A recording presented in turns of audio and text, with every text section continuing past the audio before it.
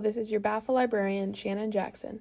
Today I'll be reading the first chapter of The Wicked Ones by Robin Benway, a dark young adult fantasy that reimagines the origin story of Cinderella's stepsisters, Drizella and Anastasia. This novel explores their complicated sisterhood, the pressure of their mother's cruel ambitions, and the choices that begin to shape them into the villains we think we know. Settle in and enjoy this sneak peek, and if you like what you hear, come down to the library to check out the book and read the rest. Let's get started. Prologue. Monsieur Tremaine. When the man slips his wife's wedding ring off her finger, he makes sure to do so very, very gently. After all, he would hate to wake her up. He's waited until the house is sleeping around him, until his small children are finally settled into their beds, their tiny giggles dying down into sighs before giving over to steady, shallow breaths. His wife is sleeping on her side, facing away from him, but with her hands outstretched towards the bed where he should be, reaching for a man who will never be in that space again. The small gold band comes off so easily. He's never had the heart to tell her that it isn't real gold. He wonders if she's never had the heart to tell him that she knows and still loves him anyway. It's an interesting thing, being loved, he thinks as he tiptoes to the other side of the bed and reaches under the duck-feathered mattress for his bag, the one that holds the few valuable possessions his family has, the ones that only he will now possess.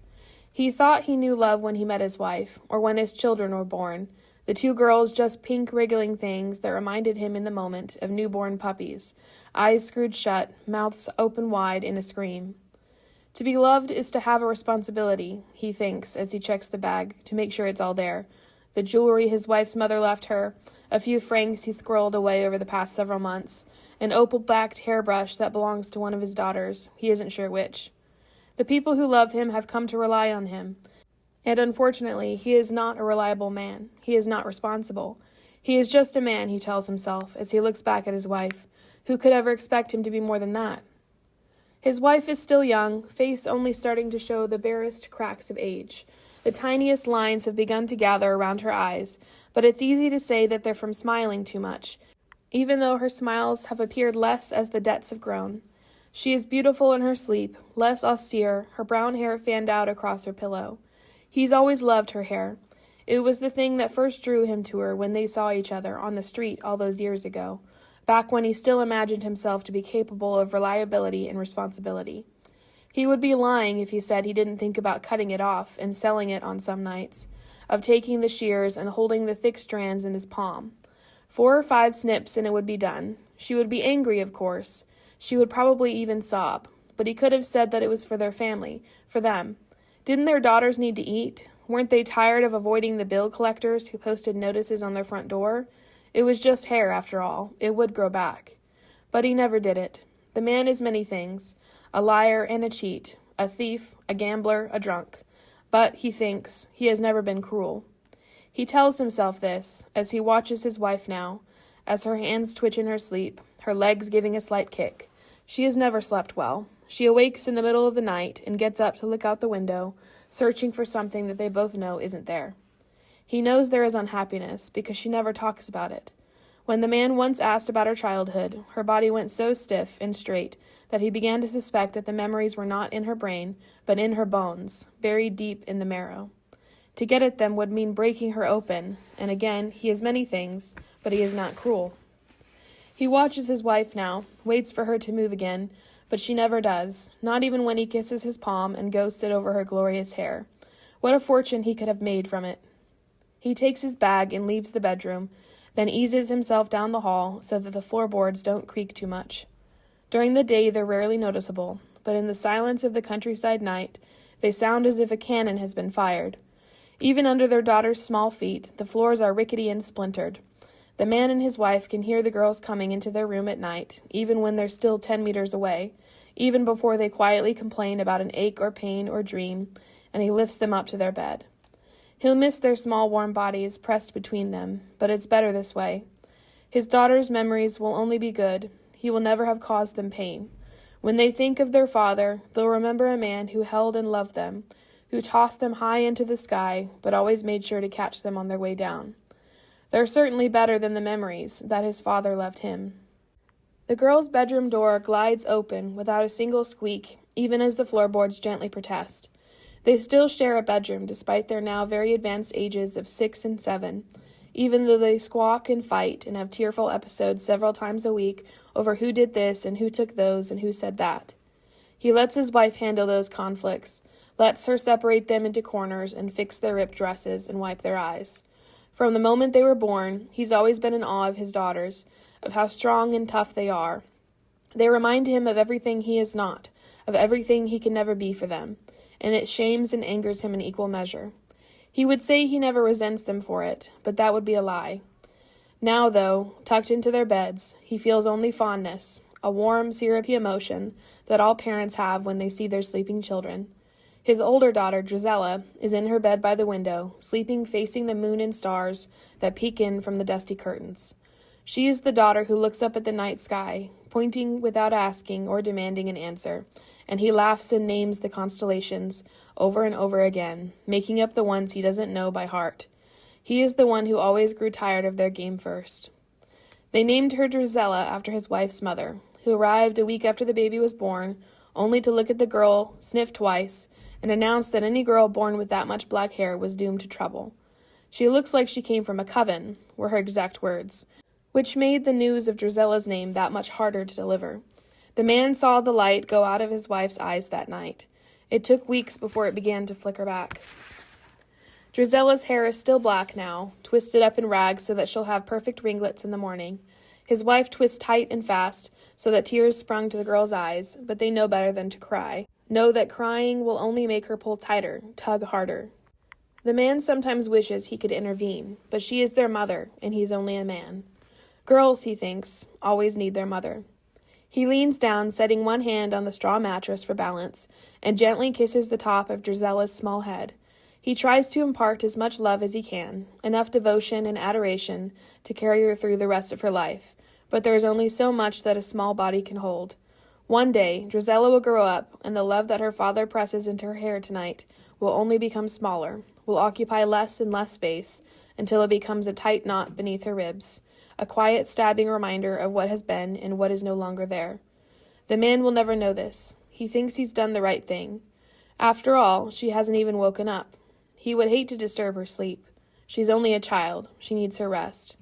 He goes across the room to Anastasia. She still sleeps with her thumb in her mouth. Sleep is the only time she can do so safely, without having it yanked out, having it soaked in vinegar so that it's sour and puckered. If you keep doing that, his wife tells her, your teeth will grow ugly. But that doesn't faze Anastasia. She's his red-headed stubborn one, his lucky copper coin. The day she was born, he won big at a local chicken fight, and burst into their bedroom waving fistfuls of francs while the midwives fanned his exhausted, sweating wife. He didn't even hear the baby's cries at first, not until she realized she was being ignored in her cradle, and decided to raise the volume by a few decibels.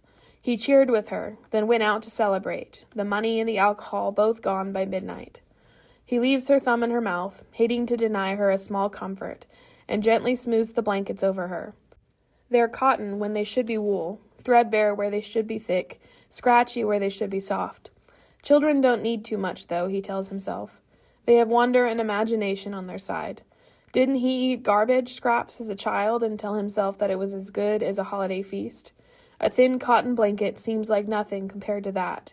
He doesn't think of the upcoming autumn, how the cracks in the walls and windows will let cold air in all night long. He doesn't think of his 2 daughters sleeping in one bed for warmth, desperate not to be alone, aching for the kind of comfort that he won't be there to provide. He will miss his girls so much. He thinks that's the same as loving them. He fixes their blankets one last time and slips out of the room. The old rugs that line the stairs are starting to show signs of wear, sunspots dappling the rich colors with bleached bases, but he doesn't notice. He is a man who knows how to make decisions, who knows how to follow through, who can leave without looking back, not even once. When he shuts the front door behind him for the very last time, no one, not even the mice nestled in the house's walls, notices that he's gone. Chapter 1. 10 years later, Drizella. Every morning that Drizella wakes up, she hopes for clouds. She wants gray skies, heavy fog, drizzle and rain, maybe even snow if it's winter. She wants the sky to look like it's padded with dark blankets and heavy goose-down duvets, the kind that she's read about in fairy tales but never owned. She wants to feel like the sky is pushing down on all of them, holding them all tight against the earth, keeping them from spinning away. When she pulls back the worn velvet curtains this morning, she makes a wish and holds her breath. The gorgeous late September sun glares back at her. She lets the curtains fall shut as she tumbles back onto the bed and surveys the room. Her bed is pushed up under the window, which gives her a view of the curtains and, sometimes, the sky, but also lets her feel the draft of chilly dawns and the heat of shimmering summer mornings. In the corner across the room is an old rickety armoire, which houses not only her clothes and several pairs of slippers, but also what seems to be an entire colony of moths, judging by the nibbles at the hems of several of her dresses. There's an old armchair that no one ever sits in, and a dresser with a basin and a chipped pitcher perched on top. And there's a mirror, but Drizella doesn't care to use it very often. Sunny mornings used to be her favorite, but now they remind her of the morning after her father left, or at least her mother said that he left. She was the one who woke Anastasia and Drizella that morning, howling and screeching so loud that Drizella at first thought there was a wounded owl in the tree outside her bedroom window. When she finally saw her mother, she was pulling at her fingers as if she was looking for something, and that was when Drizella noticed that her mother's wedding ring was no longer on her finger. That was also when she wisely decided not to ask where her papa was. The sky was glorious that morning, so blue and sharp that it looked like it could shatter, raining shards down on all of them. But instead it stayed in place, where the rest of their world fell apart. Drizella puts one foot out of the bed and onto the floor, testing to see how cold the room is. Summer was miserably hot, and their drafty home held on to every last ray of heat, leaving the girls on top of their blankets, sweating through their nightgowns, and waking up clammy and irritable. But Drizella wishes she had a little of that warmth now, because the floors are cold. It'll be another month before they're icy, though. She already knows that. She puts another foot down and then heaves herself out of the bed so she can see herself in the mirror. Her papa's face looks back at her. It's no secret that Drizella looks just like him. The way her mother's face sometimes pinches when she looks at her oldest daughter tells Drizella everything she needs to know about the slope of her nose, the curve of her jaw, the sharp point of her cheekbone. None of it quite adds up, and it didn't for Papa either, but she remembers that her father's face seemed to fall into place like a finished jigsaw puzzle whenever he smiled. That smile appeared less and less during their last year together, no matter how hard Drizella tried to make him happy. She smiles in the mirror now. It looks more like a grimace. She drops her mouth back down and somehow likes herself better that way.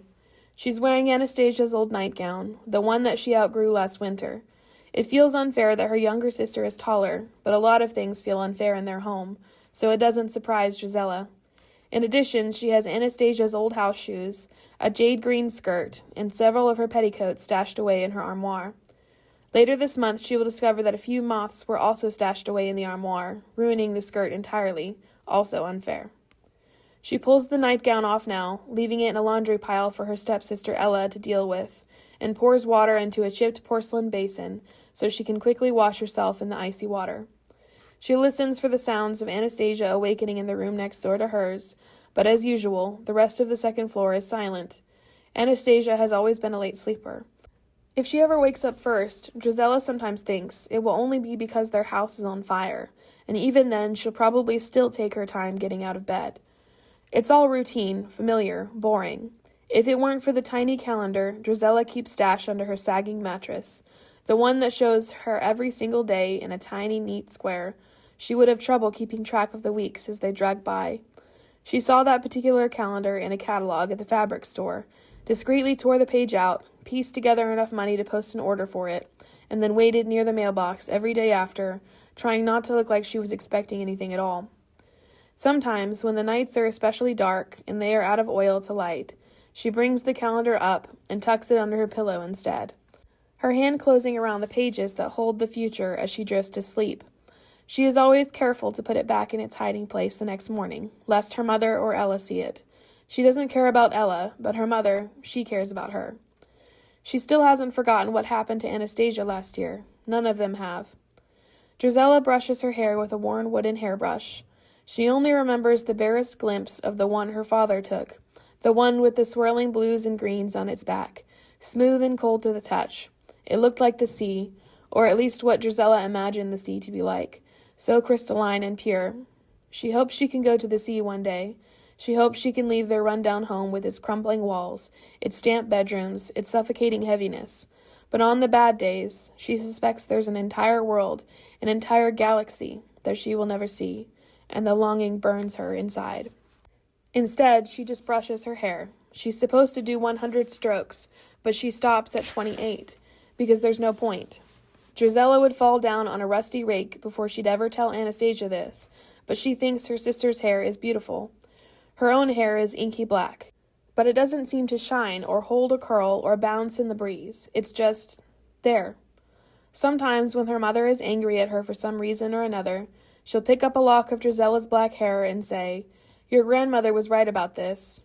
And Drizella never knows quite what she means. She has no memory of even meeting her grandmother. She hopes that whatever she had to say was good, but judging from her mother's glare whenever she says that, Drizella suspects that it wasn't very good, not at all.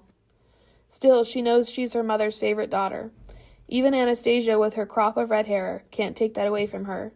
She knows this because, whenever she kisses her mother goodnight, a quick dry peck on a cold powdered cheek, her mother whispers, "You are my one last hope," directly into her ear.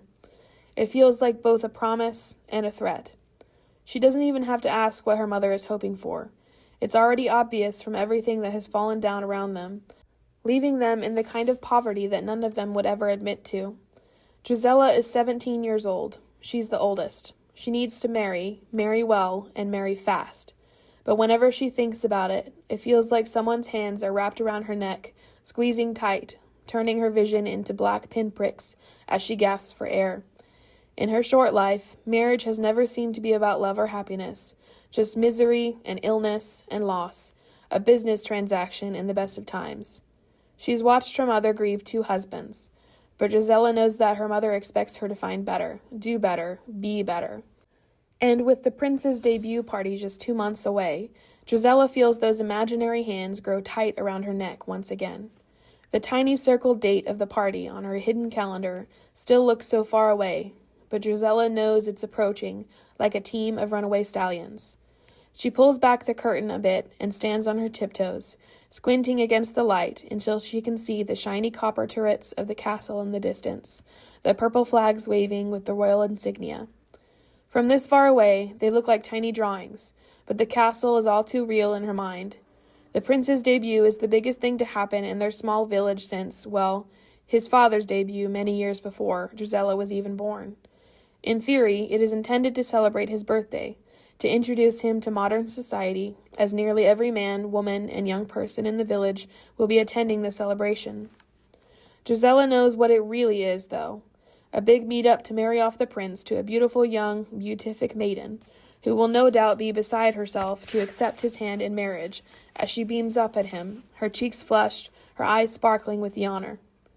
Drizella climbs back down off the bed and catches another glimpse of herself in the mirror. Her cheeks are pale, her eyes flat, and there's a pillow crease going halfway across her forehead. Royal material she is not. She pushes the thought away before she can fall too far. There's time to worry about that later. There's always time. Her calendar has promised her that. Drizella dresses quickly before she gets too cold, putting on a dress that was tighter the previous spring, back before summer came, and it was too hot to wear. It's light pink, meant to heighten the natural flush on her cheeks, but instead it just makes her look washed out and pale. She tries tying back the curtains and begrudgingly letting the morning light into the room to see if it lends her some color, but it doesn't help. There's no point in once again wishing for gray skies, but Drizella does all the same. She can hear her 16-year-old stepsister, Ella, in the kitchen downstairs, banging around with some pots and pans, making the kind of shrill noise that will no doubt annoy their mother. Drizella cannot figure out why Ella doesn't think about these kinds of things, doesn't learn from her mistakes, doesn't try like the devil to keep a good distance between herself and the lady of the house. She's always had her head in the clouds, though, and back when her father was alive, in storybooks. Drizella doesn't have a lot of memories of her stepfather. He was married to her mother for less than a year before he caught the wet, hacking cough that seemed to be burning through their small village. 11 months after their wedding, he succumbed to his own lungs in a violent wheezing fit that left Anastasia and Drizella huddled together in Anastasia's room, and Ella sobbing loudly at his bedside. There are several nights that Drizella never wants to think about again. That night is one of them. She feels a little bad for Ella now and then. Their mother has made it clear, painfully so at times, that she is just a step-sister, not a real flesh-and-blood sister. But Drizella still feels an ache in her chest whenever she thinks of Ella's tears in those first few weeks after her father's death, how her mother would threaten her if she didn't quiet down now, that her weeping was keeping the whole house awake, and didn't they all need to finally get some rest? Was she really that selfish? There was a tone in her voice that everyone in their household, even the animals, knew to obey. Losing a father to death, Drizella thinks, must be worse than just losing him. At least she could go out and look for her own papa, could try to find his mismatched face on a crowded street or even inside a store. Ella's father is gone forever, and that may also be true for Drizella's father, but at least he's somewhere. Sometimes Drizella indulges herself long enough to wonder if he was actually kidnapped by pirates, banished to the seas, longing for his adored family, so that leaving was never his choice, his decision. She wonders if he looks at the moon at night, too, if he's thinking about her. It's stupid to wonder, she knows, but for a lonely girl who can't sleep in the heat of night, wonder is sometimes the only thing there is. Another bang and clang from the kitchen downstairs, and Drizella sighs. She needs to wake up Anastasia anyway. It's almost time for them to leave for their morning lessons. Anastasia's door is still closed, but Drizella barges in, letting it slam against the wall. Her sister is just a lump under her thin cotton blanket, unmoving, but Drizella knows she's awake. "Hey," she says, then reaches out and nudges her sister's body with her foot. "Annie, get up. Time to start another day." The tone in her voice, as always, is anything but thrilled. "Annie," Drizella says again. She's the only person who's allowed to call her Annie, mostly because that's what their father had sometimes called her, and the name in anyone else's mouth would feel like a betrayal. Anastasia always seems to soften a little when Drizella uses the nickname, which in turn makes Drizella feel protective, like the big sister she is, which is ironic, considering that Drizella is still kicking Anastasia in the thigh. "Annie," she says for the third time, "come on." "Quit kicking me," Anastasia mutters into her pillow, still unmoving. "I'm awake." And that's the end of Chapter 1. Come down to the BAFA Library to read more.